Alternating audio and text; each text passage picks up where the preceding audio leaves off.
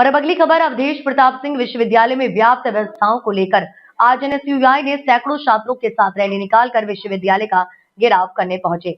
जहां पहले से बैरिकेड कर तैयार भारी पुलिस बल ने उन्हें रोक दिया और वाटर कैनन एवं आंसू गैस का इस्तेमाल कर छात्रों को खदेड़ दिया। एनएसयूआई की मांगे। एनएसयूआई जिला अध्यक्ष पंकज उपाध्याय ने बताया कि परीक्षा परिणामों में लगातार धांधली हो रही है।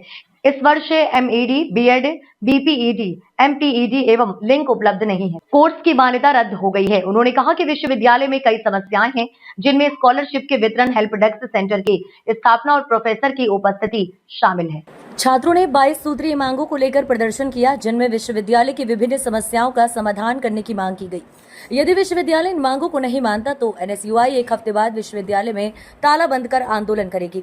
विश्वविद्यालय प्रशासन की चेतावनी। एनएसयूआई ने विश्वविद्यालय प्रशासन को चेतावनी दी है कि यदि उनकी मांगें नहीं मानी जाती हैं तो वे आगे भी आंदोलन जारी रखेंगे। छात्रों का कहना है कि वे अपनी मांगों के लिए लड़ते रहेंगे और विश्वविद्यालय प्रशासन को उनकी समस्याओं का समाधान करना होगा।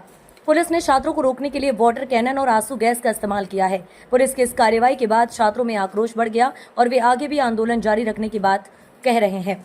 एनएसयूआई ने चेतावनी दी है कि यदि विश्वविद्यालय प्रशासन उनकी मांगों को नहीं मानता है तो वे आगे भी आंदोलन जारी रखेंगे। छात्रों का कहना है कि वे अपनी मांगों के लिए लड़ते रहेंगे और विश्वविद्यालय प्रशासन को उनकी समस्याओं का समाधान करना होगा। Bureau report, Rewa. विश्वविद्यालय घेराव किया, आंसू गैस।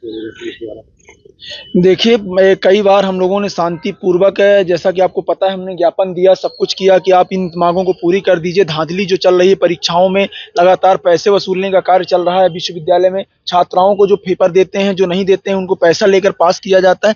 बहुत सारे विषय थे। आपके हॉस्टल में करंट आता है, आपका पानी चूता है, लेकिन कोई समस्या नहीं है। आपकी विश्वविद्यालय पहले परीक्षा परिणाम स्वयं घोषित करती थी, अब परीक्षा परिणाम आउटसोर्स जो एजेंसी होती है भोपाल की, उनको दिया जाता है, जबकि यहाँ उसके लिए कर्मचारी भी हैं, सिस्टम भी है। तब भी वहां क्यों दिया जाता है? दो जगह पैसा क्यों होता है एक ही काम के लिए? तो बीच वाला आखिर खाता कौन है पैसा? खिलाड़ियों को भी विगत दिनों आपने देखा किस प्रकार खिलाड़ियों को भेजा गया, वहां खिलाड़ी गए, वहां उसके बाद भी उनको मद नहीं हुआ, बजट नहीं मिला। तो आखिर ये छात्रों के साथ दुर्व्यवहार क्यों किया जा रहा है? इन्हीं सब विषयों को लेकर हम विश्वविद्यालय में एक उग्र प्रदर्शन करने गए थे। हम लोग चाहते थे कि वीसी साहब आए और बात करें इन विषयों पर।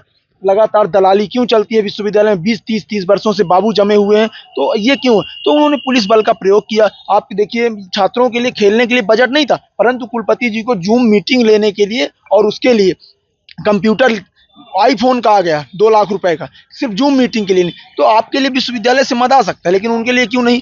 इसी प्रकार आप एक ओपन टेंडर की प्रक्रिया होती थी, उसको बंद कर दिए, क्योंकि आपको निजी लोगों को टेंडर देना होता है। स्कॉलरशिप जो संबल योजना का जो सरकार की चलती है, वो सोचिए 3-3, 4-4 वर्षों से नहीं आई। छात्र छात्राएं आए दिन परेशान है, 3-3 वर्षों से उनकी स्कॉलरशिप नहीं आई। तो इन्हीं सब विषयों को लेकर हम लोग आंदोलन प्रदर्शन करने जा रहे थे कि आप इन सब समस्याओं का निराकरण करने, पैसे की जो दलाली चलती है इसको बंद कर दीजिए। परीक्षा के नाम पर आप जो छात्रों से पैसा वसूलने का काम करते हैं, कापियां गायब हो जाती हैं कॉलेजों से, पेपर लीक हो जाते हैं, कोई कार्रवाई नहीं करते हो आप। इन्हीं सब विषयों को लेकर हम घेराव करने गए थे। पुलिस प्रशासन बलपूर्वक खड़ा था, हम लोगों पर लाठीचार्ज भी हुआ, आंसू गैस भी छोड़े गए। ये कोई अपराधी नहीं थे, ये सब छात्र थे। ये पुलिस प्रशासन का जो रवैया था ये बिल्कुल वो है। और वीसी साहब जी छुट्टी में चले गए थे, मतलब डरे हुए हैं। उन्होंने ये एक्सेप्ट है कि हाँ, कुछ न कुछ वहाँ समस्याएं हैं।